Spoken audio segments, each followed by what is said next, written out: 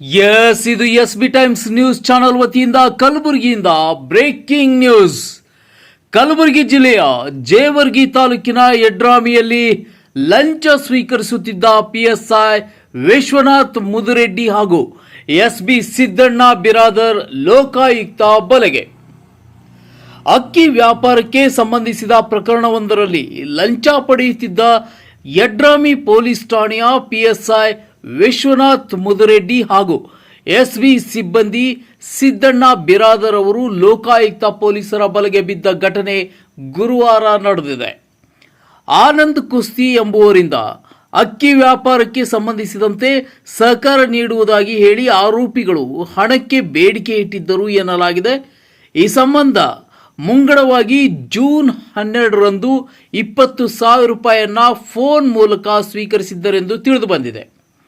ಬಳಿಕ ಮತ್ತಷ್ಟು 30,000 ರೂಪಾಯಿಗೆ ಬೇಡಿಕೆ ಇಟ್ಟಿದ್ರು. ಅದರ ಪೈಕಿ ಗುರುವಾರ ಯಡ್ರಾಮಿ ಪೊಲೀಸ್ ಠಾಣೆಯ ಆವರಣದಲ್ಲಿ 20,000 ರೂಪಾಯಿ ಸ್ವೀಕರಿಸುತ್ತಿದ್ದ ವೇಳೆ ಲೋಕಾಯುಕ್ತ ಅಧಿಕಾರಿಗಳು ದಾಳಿ ನಡೆಸಿ ಇಬ್ಬರನ್ನೂ ಪೊಲೀಸರು ವಶಕ್ಕೆ ಪಡೆದಿದ್ದಾರೆ.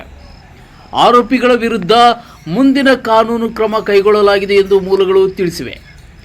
ಗಮನಾರ್ಹ ಸಂಗತಿ ಎಂದರೆ ಗಂಭೀರ ಪ್ರಕರಣಗಳ ತನಿಖೆ ಹಾಗೂ ಆರೋಪಿಗಳ ಬಂಧನದಲ್ಲಿ ತೋರಿದ ಕಾರ್ಯಕ್ಷಮತೆಗಾಗಿ PSI ವಿಶ್ವನಾಥ್ ಮುದುರೆಡ್ಡಿ ಅವರು 2024-25ನೇ ಸಾಲಿನಲ್ಲಿ ಅಂದಿನ ಮುಖ್ಯಮಂತ್ರಿ ಸಿದ್ದರಾಮಯ್ಯ ಅವರಿಂದ ಚಿನ್ನದ ಪದಕವನ್ನು ಪಡೆದಿದ್ದರು.